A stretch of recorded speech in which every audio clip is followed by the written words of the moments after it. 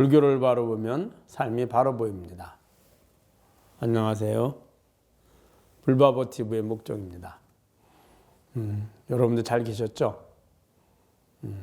세월은 많이 흘러서 이제 벌써 한 해가 또 지나갔습니다.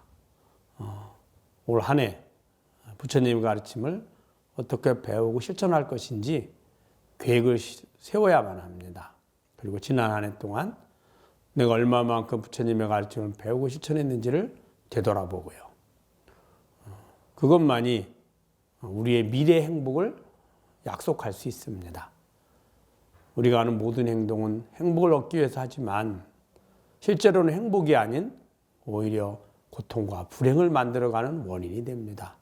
더 나아가서는 중생들 누구나가 가장 괴로워하고 두려워하는 늙고 병들고 죽음의 원인을 만들거든요. 오직 부처님의 가르침을 배우고 실천하는 것만이 지금도 지금의 불편함이나 고통에서 벗어나는 원인이 되고 미래도 불편함과 고통에서 벗어나서 편안함과 만족감과 즐거움을 얻을 수 있고 다음 생도 더 나은 즐거움과 행복이 가득한 곳에 환생할 수 있습니다. 오늘도 우리 부자님들과 더불어 불바보TV의 재불조사의 전법개송을 함께 공부해 보도록 하겠습니다. 서천의 조사 26조 불효밀다존자입니다. 제26조 불효밀다존자가 이미 출가하고 법을 얻고는 동인도에 이르러 왕에게 말하였다. 이 나라에는 마땅히 성인이 있어서 나의 법을 계승하리라 하였다.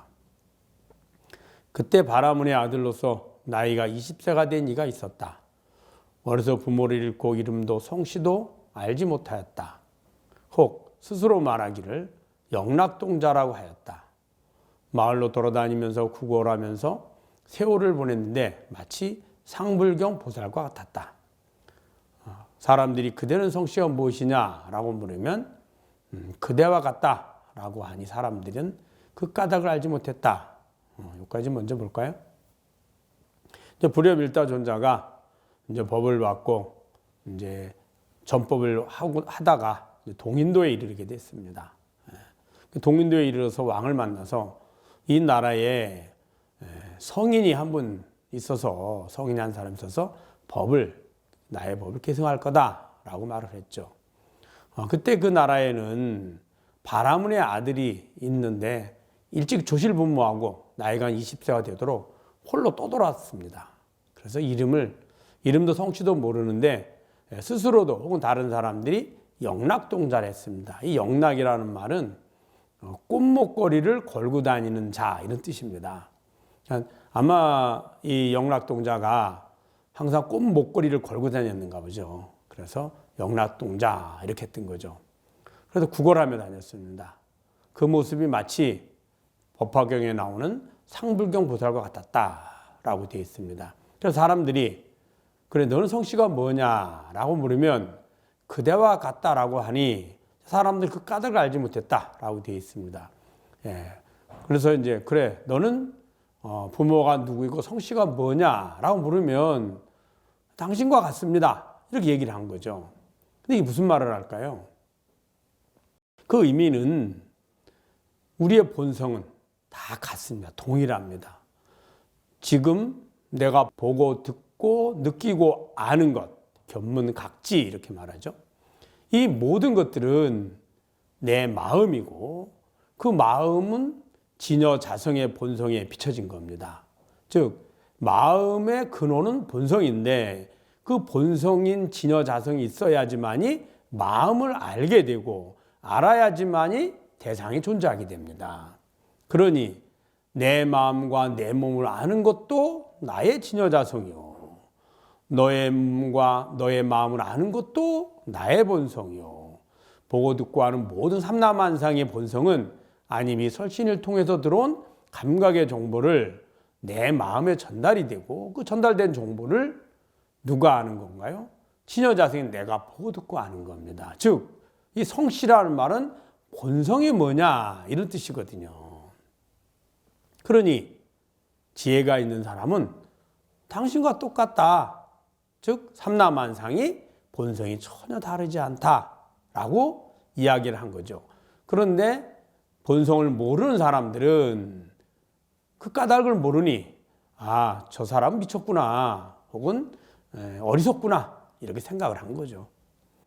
자, 뒷날 왕이 불염일다 존자와 함께 수레를 타고 나갔는데 영락동자가 앞에 와서 머리를 숙이는 것을 보고 불염일다 존자가 물었다. 그대는 지난 일들을 기억하는가? 저는 과거의 오랜 것 중에 스승님과 함께 살았으며 스승님이 마하반야를 연설하시고 저는 심히 깊은 경전을 설하였는데 오늘의 일은 옛날의 인연에 개합한 것임을 기억합니다. 한번 여기까지 볼까요?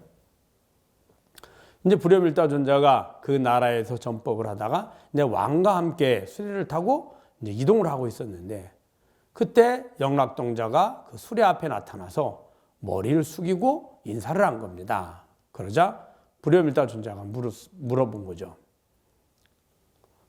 그대는 지난 일들을 기억하는가? 즉 너는 과거의 일을 기억하느냐라고 물은 거예요. 그러자 저는 과거의 오랜 것 중에 스승님과 함께 살았으며 스승님이 마하반야를 연설하시고 저는 심히 깊은 경전을 설하였는데 오늘의 일은 옛날의 인연에 개합한 것임을 기억합니다. 과거생 오랜 것 동안 그 불염일다 존자와 함께 불염일다 존자를 스승으로 모시고 수행을 했다는 거예요.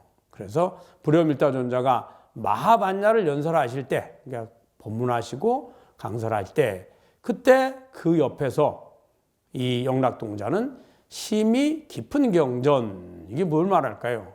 대승경전을 이야기합니다. 마하반야라는 말은 바로 대승을 이야기하거든요. 마하반야란 마하는 크다라는 것이고요. 반야는 실체하지 않는, 즉 마음의 허상을 이야기합니다. 마하는 크다인데 우리가 알고 있는 크다. 보통 우리는 야, 이 세상이 크죠. 또 세상이 더 큽니까? 지구가 더 크죠. 지구가 더 클까요? 이 태양계가 더 크죠. 태양계보다는 은하계가 더 크고요. 은하계보다는 우주가 더 큽니다. 그런데 우주는 어디에 있나요? 허공 속에 있습니다. 그 허공보다 더 큰 것이 바로 본성인 진여자성입니다. 왜냐하면 진여자성의 바탕에 그 허공이 비춰져야만 우리가 허공을 알 수 있거든요. 비유하자면 아무리 우주가 크지만 내가 모바일로 우주의 화면을 보면 우주가 모바일 화면 속으로 들어오죠. 모바일 화면보다 우주가 크지 않습니다. 만약에 우주가 더 크다면 모바일 화면 속에 나타날 수가 없잖아요. 그와 같습니다. 즉 모든 것을 비추어 나타내고 알게 하는 그 본성, 그 모바일 화면과 같고 TV 모니터와 같고 영화를 볼 때 영화의 스크린과 같죠. 그 바탕이 있어야지만이 모든 것이 나타날 수 있거든요. 그래서 마하라는 말은 크다. 그 크다라는 의미는 바로 진여자성의 성품을 말한 겁니다. 그래서 마하반야 그러면 우주 법계가 모두가 다 진여자성에 비춰진 마음의 모습이다라고 아는 것, 그걸 마하반야라 합니다. 그것을 설했다는 거죠. 대표적인 경전이 반야심경이죠. 그래서 이것을 설하는데 거기에 연관된 대승경전, 아주 심히 깊고 깊은 경전, 즉 대승경전을 설했다라고 한 겁니다. 그래서 오늘의 일은 옛날의 인연에 개합한 것임을 기억합니다. 즉 지금 이렇게 스승님을 만나고 저도 환생해서 뵙게 된 것은 과거의 인연의 연속입니다 라고 이야기한 겁니다. 불염일다 존자가 다시 왕에게 말했다. 이 동자는 다른 사람이 아니라 대세지보살입니다. 이 사람이 바로 대세지보살의 화신입니다 라고 이야기한 거죠. 여기서 대세지보살이란 우리가 하는 관음세지, 관세음보살, 대세지보살 이런 의미로 대세지보살의 화신이라고도 할 수 있지만 대세지라는 의미는 세상에 큰 위력을 지닌 원력과 공덕을 지닌 보살, 이런 의미를 이야기합니다. 그래서 그분의 공덕과 원력의 힘이 이 세상을 가득 채우고 울린다, 이런 의미로 대세지, 이런 말을 쓰거든요. 즉 이 동자는 과거성에로부터 자신이 발언했던 원력과 공덕이 가득한 이 세상을 울릴 만한 그러한 사람입니다 라고 이야기한 겁니다. 그러한 보살입니다. 왜 보살이라 했을까요? 이미 과거생에 본인이 깨달음을 얻었고 그 깨달음을 중생들에게 알려주기 위해서 짐짓 환생을 하고 있잖아요. 윤회 세계에서. 그래서 보살입니다 라고 한 겁니다. 이 성인 뒤에도 다시 두 사람이 출현하리니 한 사람은 남인도를 교화할 것이고 또 한 사람이 인연이 중국에 있으니 20년 뒤에 다시 인도로 돌아올 것입니다. 이 사람 외에 또 다른 성인이 출현할 텐데 그 두 사람이 출현하는데 한 사람은 인도를 교화할 것이고 한 사람은 인연이 중국에 있어서 동국, 즉 중국으로 갈 겁니다 라고 미리 예언을 한 겁니다. 드디어 옛날의 인연으로 말미암아 바냐다라라고 이름하고 법을 부척하여 개성을 설하였다. 그래서 이름을 바냐경을 설한 인연으로 인해서 만났으니, 바냐의 지혜를 설할 때 만났으니, 그래서 바냐다라라고 이름을 지어주고 법을 부척했다라고 하신 겁니다. 참다운 성품이 마음의 땅에 묻힌 것은 머리도 없고 꼬리도 없건만 인연에 맞춰서 중생들을 교화하니 방편으로 이름을 지혜라 한다. 참다운 성품이 마음의 땅에 묻힌 것. 참다운 성품. 그래서 참성품, 진성품, 진여자성을 이야기합니다. 진여란 참으로 변하지 않는 자성, 나의 근본 본모습, 성품, 이런 거죠. 그 성품이 마음 땅에 묻힌 것. 마음이라는 곳에 있거든요. 마음이. 이 마음 땅과 마음이 조금은 다릅니다. 마음 땅이란 바로 마음의 바탕이죠. 마음은 우리는 매 순간순간이 변해갑니다. 외부의 감각의 정보가 들어올 때마다 혹은 내 마음에 기억된 정보를 떠올릴 때마다 계속 변하지만 그 마음의 주인인 나는 변하지 않습니다. 그 마음을 읽어내고 알고 느끼는 주인은 항상 변하지 않고 같죠. 그것이 바로 마음 땅입니다. 그 마음 땅에 있다는 거죠. 참성품이. 바로 마음의 땅이 바로 곧 참성품인 거죠. 그래서 마음 땅에 묻힌 것은 머리도 없고 꼬리도 없지만 머리 꼬리가 무슨 말일까요? 시작도 없고 끝도 없다는 겁니다. 무시무종이다 이야기합니다. 왜냐하면 비유를 들어서 스크린으로 영화를 상영할 때 보면 스크린은 그 자리에 있었고 그 자리에 영화가 시작을 합니다. 그 영화가 끝이 났죠. 그래도 스크린은 그 자리에 그대로 전혀 변함없이 존재하죠. 그와 같습니다. 자성은 변하지 않고 그 모습 그대로 영원히 있습니다. 변하는 것은 자성에 비춰진 우리들의 마음의 모습입니다. 그러니 시작과 끝은 마치 영화처럼 시작과 끝, 즉 자성에 비춰진 마음의, 예를 들어서 감각의 마음 정보를 통해서 마음이 일으키고 그 마음을 유지하고 실천해서 다시 결과를 얻고 마음이 끝이 나고 다시 새로운 마음이 일어나고 이렇게 시작과 끝이 있지만 그 바탕인 자성은 시작과 끝이 없죠. 항상 변하지 않으니 항상 똑같습니다. 그래서 진여자성이라고 말한다고 말씀드렸죠.